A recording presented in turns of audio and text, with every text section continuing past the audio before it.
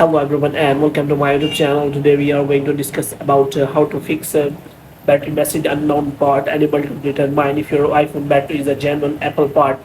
So if you open the battery section in your setting and you see this kind of error is showing on your iPhone iOS 18, so how you can fix that for this, what you have to do, you have simply watch this video completely.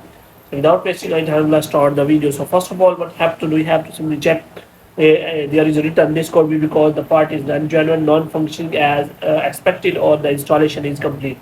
If you have recently replaced your battery from the official Apple store or from the local store, then you have to simply go to that store and you have to tell that person that you this message is showing, and after that they will check it. And if you have replaced your battery from the official Apple store, then they will replace your battery again, and so that your this kind of error is not occurring. But you haven't replaced your battery uh, till the date, then you can fix that. For this, what you have to do, you have to first of all restart your device, and after restarting your device, you have to check whether that message disappears or not. If that message disappears again, appears again, then what you have to do, you have to simply go to the general, and you have to simply scroll it down until you find the option of transfer or reset iPhone.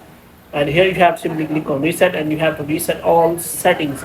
And after that, you have to check whether your problem has been solved or not. If the problem is still there, then you have to simply take the screenshot of the problem, and after that you have to simply contact the Apple support and ask for the solution of the problem.